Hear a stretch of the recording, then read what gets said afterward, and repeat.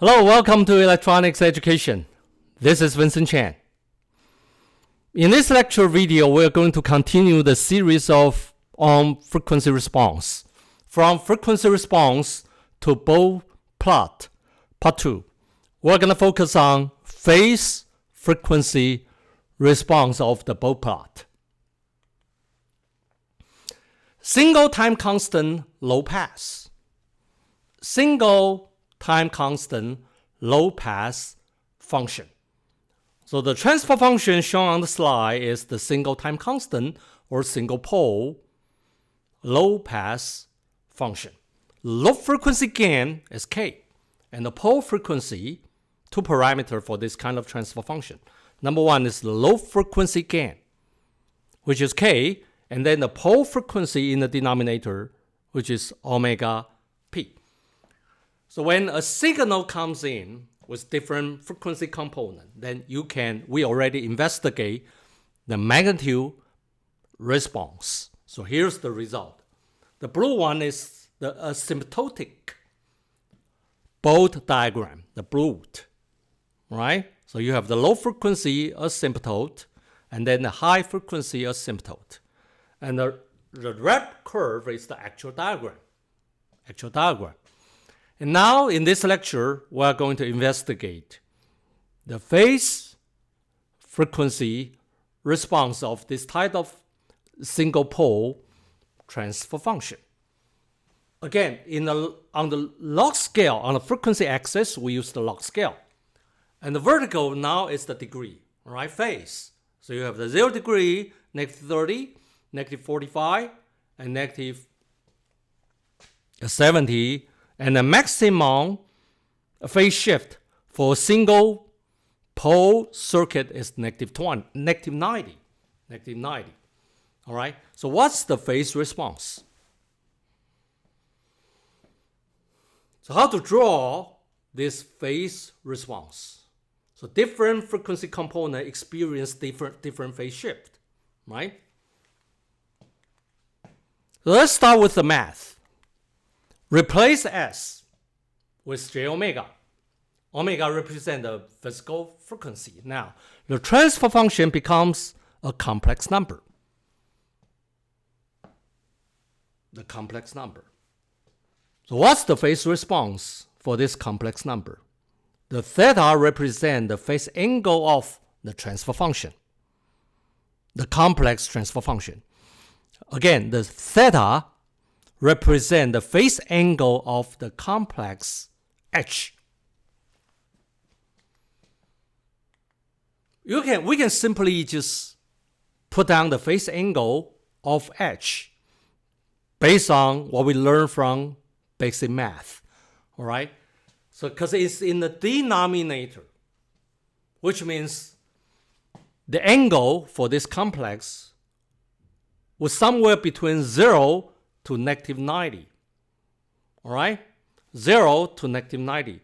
First quadrant, second quadrant, third quadrant, and fourth quadrant. So fourth quadrant is 0 to negative 90.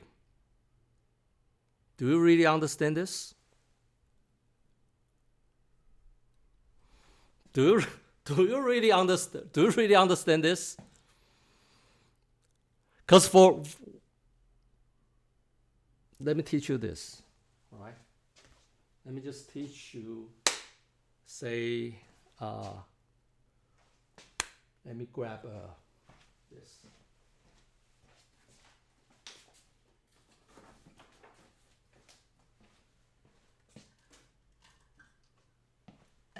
I think I guess some of you might not, let's say,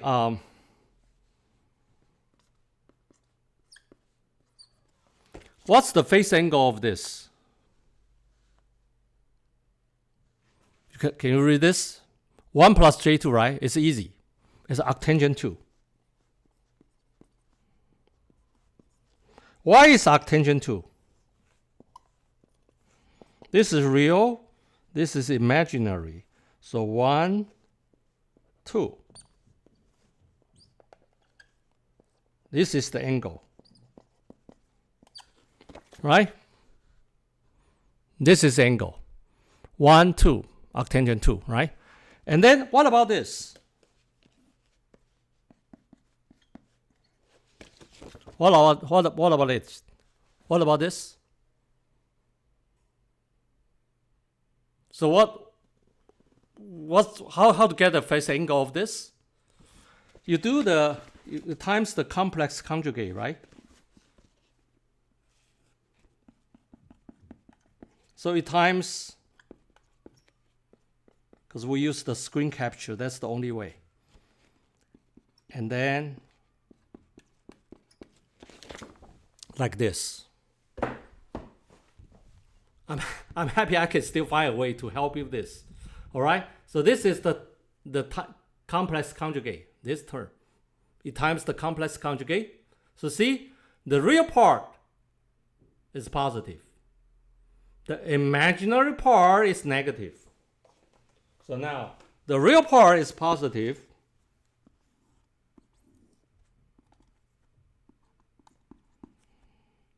The imaginary part is negative. So here's the angle. Fourth quadrant, between 0 to negative 90 degrees, all right? So what's the angle in this case? The negative arctangent 2. All right? You get it? I think you need to take a note and put on this. Make sure you fully understand this, otherwise you will struggle in the future.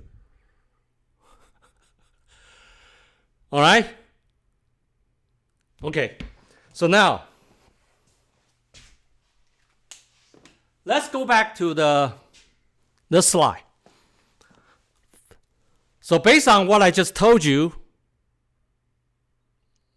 about how to grab the phase angle of the edge, you can get this result. So it's going to be the negative arctangent, the imaginary divided by the real part. All right, the real part is now the 1, so it's just the imaginary part. Omega over omega p. So different phase, different frequency will experience different phase angle, phase shift. Low scale. Let's start with the low frequency part, 0.1. So if for the frequency component less than 0.1, a very low frequency, so arctangent 0.1, you can use the calculator or use the iPhone. Negative 5 to 6 degrees. So negative 5.7 degrees is almost 0. In reality, in the actual case, the actual value is negative 5. But along the 90-degree scale, the phi seems negligible. So we just said 0. All right? 0. The concept of asymptote. The concept of approximation, asymptote. So same thing with the very high frequency. So arctangent 10 will be almost negative 84, right?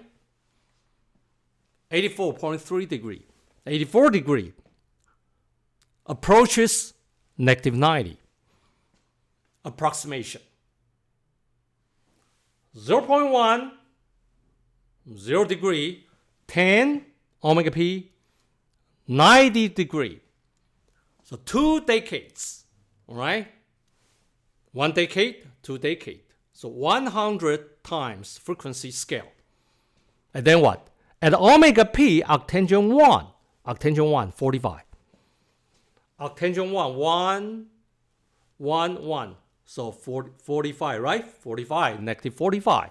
So at this point, when omega equals omega p, negative 45. So just watch this, just pay attention to this diagram, phase response. Because decade, 45. Another decade, another 45. So we can simply do this. So what's the slope of this straight line? Again, it's an approximation, right? So negative 45 degree per decade of frequency. So that's the slope. So this is the asymptotic Bode diagram. asymptotic Bode diagram, Bode plot, the phase diagram of the Bode plot. Bode plot.